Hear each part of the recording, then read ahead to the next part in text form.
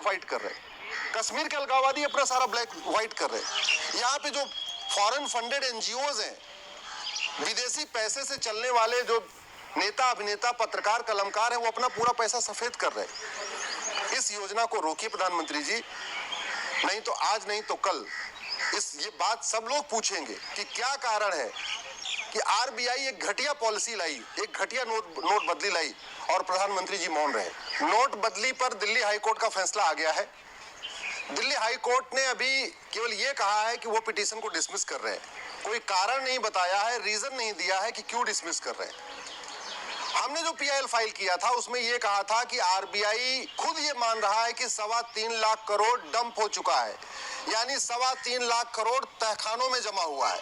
इसका मतलब हुआ कि ये जो 3.25 लाख करोड़ रुपए है, ये भ्रष्ट थानेदारों का है, भ्रष्ट तहसीलदारों का है, भ्रष्ट जजों का है, जो पैसा लेके गलत फैसला देते हैं। ये जो 3.25 लाख करोड़ है, ये घूसखोरों का है, जमाखोरों का है, मिलावटखोरों का है, कालाबाजारियों का है, नशा तस्करों का है, मानव तस्करों का है। ये 3.25 लाख करोड़ उन बदमाशों का है जो किडनैपिंग करते हैं और पैसा इकट्ठा करके रख लेते हैं अपने तहखाने में। ये अतीक अहमद, मुख्तार अंसारी जैसे माफियाओं का पैसा है, ये दबंगों का पैसा है, ये खनन माफियाओं का पैसा है। ये जो 3.25 लाख करोड़ डंप हो रखा है, ये माओवादियों का पैसा है, नक्सलियों का पैसा है, जिहादियों का पैसा है, मजहबी उन्मादियों का पैसा है, ये पत्थरबाजों का पैसा है, कट्टरपंथियों का पैसा है, धर्मांतरण कराने वालों का पैसा है। ये जो 3.25 लाख करोड़ डंप हो रखा है, ये पूरी तरीके से देश विरोधियों का पैसा है, देशद्रोहियों का पैसा है, गद्दारों का पैसा है। और जब भारत में टोटल 225 करोड़ बैंक खाते खुल चुके हैं, 48 करोड़ जनधन खाते हैं, फिर सेविंग अकाउंट है, फिर करंट अकाउंट है, फिर पोस्ट ऑफिस का अकाउंट है, फिर पीपीएफ अकाउंट है, टोटल भारत में इस समय 225 करोड़ बैंक खाते हैं। परिवार 30 करोड़ है भारत में और खाते 225 करोड़। भारत का हर परिवार बैंक से जुड़ चुका है। 30 करोड़ परिवार रहते हैं और 130 करोड़ आधार बन चुका है, तो भारत के हर परिवार के पास आधार कार्ड भी है।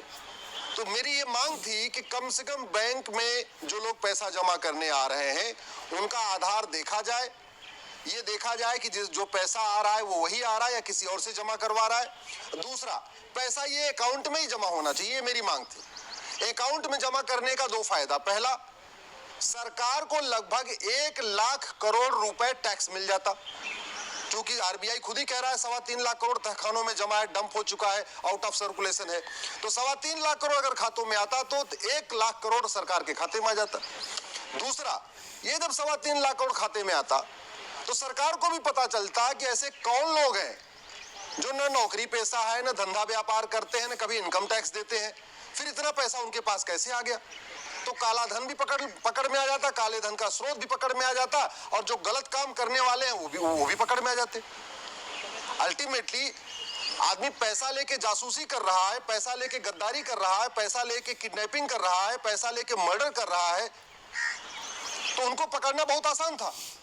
इसलिए मैंने मांग किया था। अब फैसला चूंकि आया नहीं है, कोर्ट ने केवल एक लाइन बोला है, डिसमिस्ड।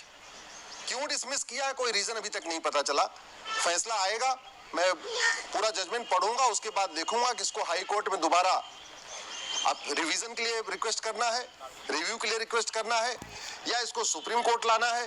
क्योंकि टाइम तो लगातार भाग रहा है, 30 सितंबर तक डेडलाइन है, एक सप्ताह हो गया जजमेंट आने में, तो स्वाभाविक सी बात है इसको दोबारा, अभी अपलोड हुआ नहीं, अपलोड होके पढ़ने। अब मैं देख रहा हूं कि इसको करना क्या है, लेकिन मेरा ये मानना है कि तत्काल सरकार को इस पे कॉग्निजेंस लेना चाहिए। माननीय प्रधानमंत्री जी को इस बात का कॉग्निजेंस लेना चाहिए कि ये 3.25 लाख करोड़ आम जनता का पैसा नहीं है, ये भ्रष्टाचारियों का पैसा है, ये उन लोगों का पैसा है जो भाड़े पे लोगों का मर्डर करते हैं, जो 5 लाख 10 लाख रुपए दे के मर्डर करते हैं। ये उन लोगों का पैसा है जो दूसरों की जमीन पे कब्जा करते हैं, उसको बेच देते हैं। ये उन लोगों का पैसा है जो हमारे देश में हमारे युवाओं को नशे से बर्बाद कर रहे हैं।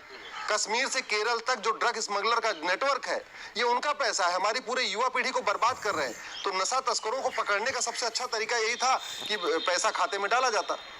भाई सीबीआई रेड मारती है 10-20 करोड़ मिलता है, ईडी रेड मारती है 20-50 करोड़ मिलता है, यहाँ तो सीधे 3.25 लाख करोड़ है और उसको पकड़ना आसान है, कहीं रेड भी नहीं मारना, कहीं छापा भी नहीं मारना। या तो वो डर के मारे पैसे को नदी नाले में फेंक देते या जला देते, और बैंक में जमा करने आते तो पकड़ में आ जाते। दोनों तरीके से सरकार की विन विन सिचुएशन थी। और अगर वो पकड़ में आते तो कम से कम उनको एक सबक मिलती।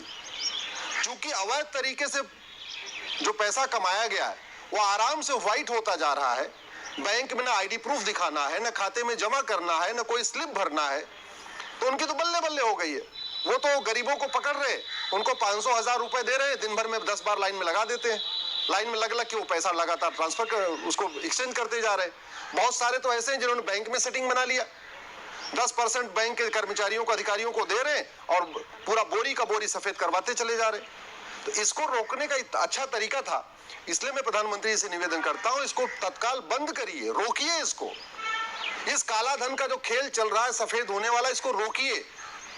भ्रष्टाचारी पूरा अपना पैसा सफेद कर रहे हैं, हत्यारे, भाड़े के हत्यारे पैसा अपना सफेद कर रहे हैं, नक्सली माओवादी अपना पूरा पैसा सफेद कर रहे हैं, जिहादी अपना पैसा सफेद कर रहे हैं।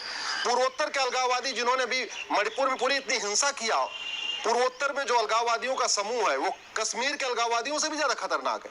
वो सारा का सारा अपना ब्लैक व्हाइट कर रहे हैं। कश्मीर के अलगाववादी अपना सारा ब्लैक व्हाइट कर रहे हैं। यहाँ पे जो फॉरेन फंडेड एनजीओज हैं, विदेशी पैसे से चलने वाले जो नेता, अभिनेता, पत्रकार, कलमकार हैं, वो अपना पूरा पैसा सफेद कर रहे हैं। इस योजना को रोकिए प्रधानमंत्री जी, नहीं तो आज नहीं तो कल ये बात सब लोग पूछेंगे कि क्या कारण है कि आरबीआई एक घटिया पॉलिसी लाई, एक घटिया नोटबंदी लाई और प्रधानमंत्री जी मौन रहे।